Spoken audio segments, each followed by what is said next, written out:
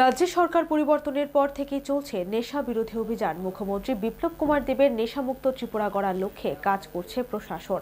এবার ৫ জন গাঁজা ব্যবসায়ী সহ ২৯,৭০,০০০ টাকা আটক করে মুঙ্গিয়াকামী থানার পুলিশ। ঘটনা গত শনি ও রবিবার গভীর রাতে। ধৃত ৫ জন নেশা কারবারিদের সোমবার আদালতে সোপর্দ করা হয়েছে। রাজ্যে বিজেপি ও আইপিএফটি জোট সরকারের মুখ্যমন্ত্রী বিপ্লব কুমার দেব রাজ্যকে নেশামুক্ত করার অঙ্গীকারে রাজ্যের থানাগুলিকে কঠোর নির্দেশে নড়েচড়ে বসে পুলিশ প্রশাসন।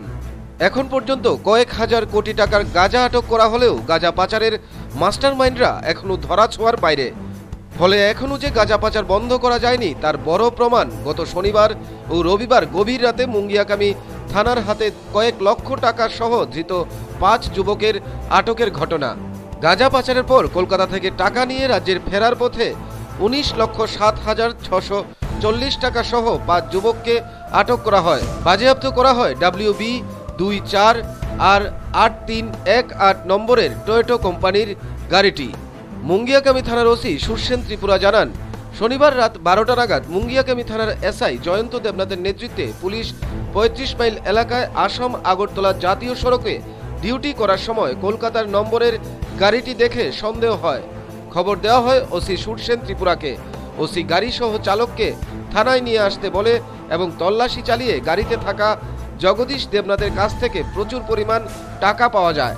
ওসি জানান, কত পরিমাণ টাকা বা টাকা কোথা থেকে এসেছে তার কোনো সঠিক তথ্য দিতে না পারায় পুলিশের সন্দেহ হয়।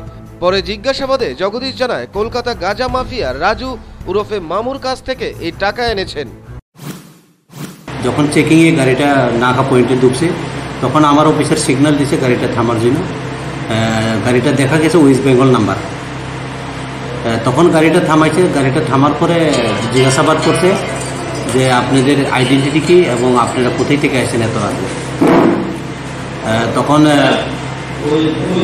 তখন আমার অফিসার তাদেরকে কথাবার্তা তাদের অসংলগ্ন লাগছে, মানে তাদের কথাবার্তা মানে সুইটেবল লাগছে না, সাসপেক্টেড মোড আমার অফিসার লাগছে। তখন আমার অফিসার তাদের গাড়ি সার্চ করছে। তাদের গাড়ি যখন চেক করছে, চেক করার পরে দেখা গেছে হিউজ অফ অ্যামাউন্ট এক ব্যাগ তাদের কাছে ছিল। এরপর আমাকে ইনফর্ম করছে আমার অফিসার। তখন আমার অফিসারকে ডাইরেকশন দিয়েছি যাতে এই গাড়িটা সহ এবং লোক সহকারে ভেরিফিকেশনের জন্য থানাতে নিয়ে আসার জন্য। অ্যাকর্ডিংলি তারা গাড়ি এবং লোক সহকারে আমার অফিসার আরও কয়েকজনে গিয়ে ম্যানেজ করে তাদেরকে থানায় নিয়ে আসছে। ত্রিপুরার গাঁজা মাফিয়া চন্দ্রপুর শ্রীলঙ্কা বস্তির শুক্কুর মিয়ার সাথে গাঁজা পাচারের মধ্যমণি জগদীশ দেবনাথ। এর আগে গত এপ্রিল মাসে পুলিশের সোর্সকে গাঁজা ধরিয়ে দেওয়ার অপরাধে মেরে ফেলার পরিকল্পনা তেলিয়ামুড়াবাসীর হাতে উত্তম মাধ্যম খেয়ে পুলিশের হাতে তুলে দিলে তৎকালীন থানার ওসি ও সেকেন্ড অফিসার কোনো এক অজ্ঞাত কারণে গাঁজা ব্যাপারী জগদীশকে সাধারণ মারামারি মামলায় আদালতে তুলে ছাড়িয়ে দেবার ব্যবস্থা করে দেয়। পুলিশের হাতে ধৃত গাঁজা মাফিয়া জগদীশ দেবনাথ নিজেকে একজন ঠিকাদার হিসাবে পরিচয় দিয়ে থাকে এবং রাজ্য পুলিশের বেশ কয়েকজন আধিকারিকের সাথে ভালো যোগাযোগের কথাও বলেন। এদিকে ধৃতদের মধ্যে গাড়ি চালক জানান, শ্রীলঙ্কা বস্তির গাঁজা মাফিয়া শুক্কুর মিয়া গাড়ি চালককে ঠিক করে কলকাতা পাঠান এবং শুক্কুর মিয়ার দেওয়া মোবাইল নম্বরে যোগাযোগ করে দিনাজপুরের ডালখোলা হোটেল রাজ প্যালেস থেকে ব্যাগ সহ জগদীশকে গাড়িতে তোলে এবং ত্রিপুরার উদ্দেশ্যে রওনা হয়।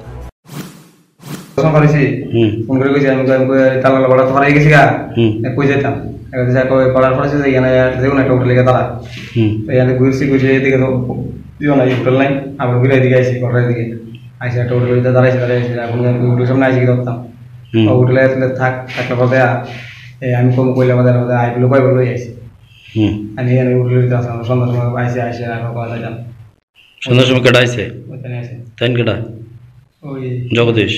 আচ্ছা, তাই আইসে গাড়ি বসে গাড়ির ভিতরে যখন বসে তখন কিতা আসলো লগে একটা ব্যাগ খালি আছে। ব্যাগটা একটা ব্যাগ লই যাই, একটা ব্যাগ লইছে। আচ্ছা, ওই ব্যাগটা যেটা টাকা খুলছে। হ্যাঁ, এই ব্যাগটা বললো ভাই এটা টান দিছি, এসে রাতে গাড়ি চালাইছি।